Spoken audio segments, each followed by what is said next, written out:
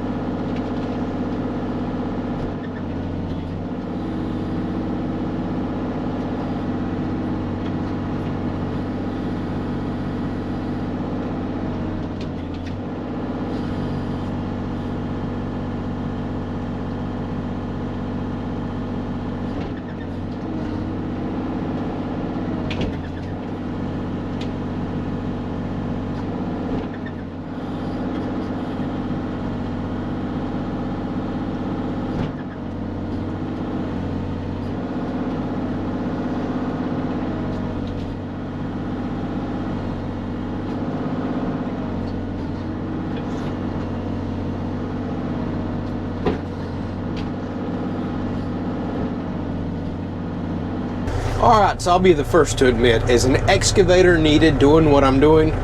No. Is it fun? Yes. Plus, it is the right tool for the job for these few widow makers that I have hanging. I can come out here with a pole saw or something and cut them, your wrist pinching, your bar stuff falling down. But if you've already got a machine that can effortlessly pick this stuff up, toss it out of the way, oh, I'm going to use it. Now, I'm not going to go down every single trail as slow as this is, picking up every little limb that I can physically get out and get. I've already did a lot of that this morning. But for getting up high, blown over, hung up stuff, this is the perfect piece of equipment for that. Plus, being that I'm a brand new operator, I need all the practice I can get.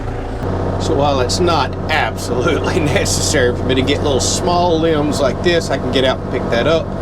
What it is allowing me to do is get some very fine practice on working the thumb, the bucket. See, I didn't even have my curl right in contact with the thumb. trees here. It's just helping me develop my little fine motor skills, so to speak. Old tree like this, we'll just shove it out the way. Break it in half, probably.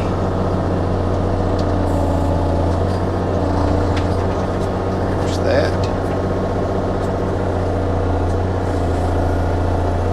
Alright, let's see if we can shove it forward like this. Still so much to learn with these excavator controls. Gotta do so many things at once, but I'm getting the hang of it. It's fine. Now everything else down this trail, we're just gonna mulch up with the flail mower. I'm not gonna pick up all these little sticks because that flail mower would just eat these right up.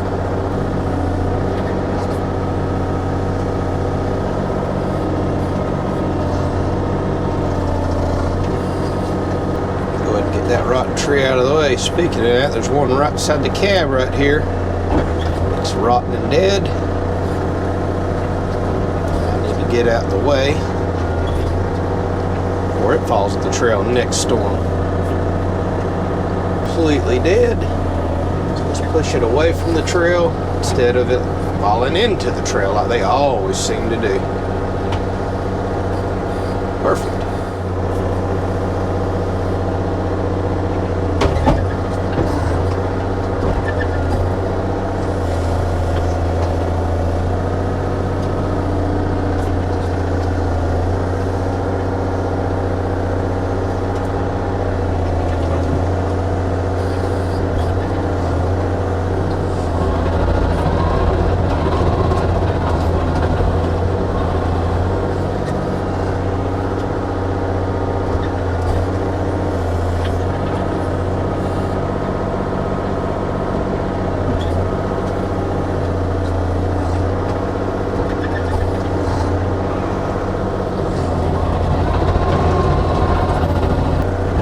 I think the majority of the trails are open now. We can go get the flail mower, start mowing all these briars and brush down.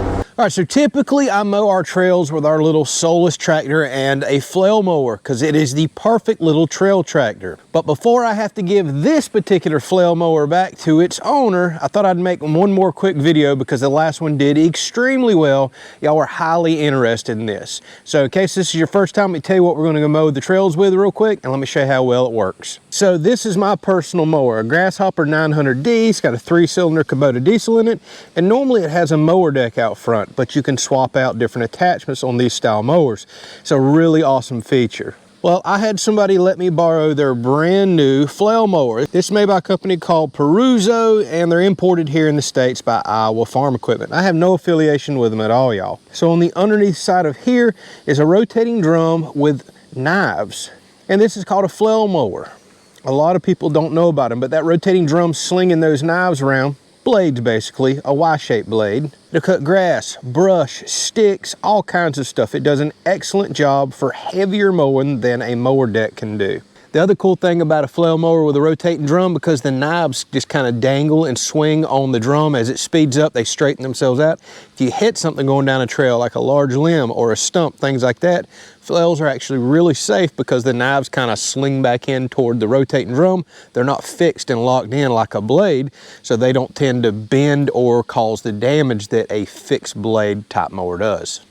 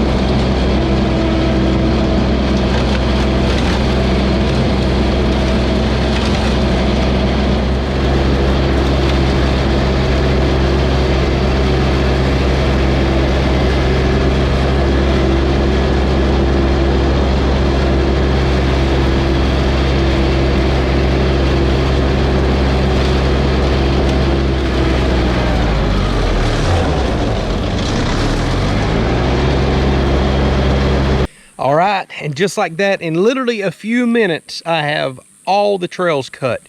I can't believe how fast I can go with this. Like literally twice as fast as I can go with a tractor. Now, the only issue I did have with it, and we talked about this in the other episode, this is not my attachment, so I'm not going to be adjusting somebody's attachment they already have set up for them. This roller right here, well, it sits too low for pine straw here, so occasionally I would bunch up pine straw underneath that was caught on the roller. I'd have to back up, kick it forward, and then go on about my business. If this was my mower, I'd be jacking that roller all the way up for mowing out here. Now, when you're mowing flat ground, that roller is just fine where it's at. So that's crazy, y'all. I was just running over any stick that was in my way. All this stuff, just look, just shred it, bust it, throw it. You know, mowing stuff this size right here, no issues. Now, Jeff, who I borrowed this from, told me, he gave me free permission because I'm not going to beat nobody's equipment up. He says anything 2 inches or smaller, have at it. That's what it's designed for. I was like, seriously, 2-inch material? But I've done run over some green 1.5 to 2 inch material. Yeah, it'll cut it. Would I want to cut stuff that thick all day long with it? No. That's what a tractor and rotary cutter's for. But for knocking out trails like this, the occasional limbs laying in the way, it mulches it up just fine.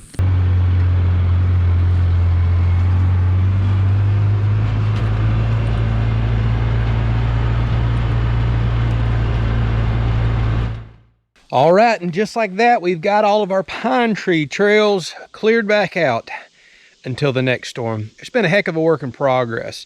Now, not so much this time of year, but we love coming out here to these trails during fall, winter, spring, walking them with the dogs, getting some exercise, hunting on them, things such as that. But I still like to keep them nice and clean, so when you're pulling in and out, you don't just see stuff blown down all down them. I just really like the way this looks. Now, we still have quite a few trails out in the hardwoods that we've got to go work on in some upcoming episodes. I really had to fight with them this year due to severe flooding that we had all spring long. Now it's kind of dried out, but we're starting to get rain again, but I still have some very mucky areas out there that I can't travel through with anything.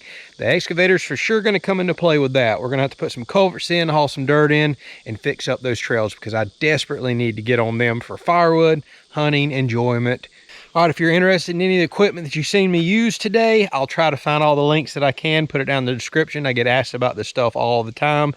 Excavator we just picked up. Again, the Flail Mower isn't mine, the Grasshopper is, but I know where links are to both of those. I'll put them down there if you want to go check it out. Ask me any questions that you have about anything that you see on the channel. Catch you on the next one.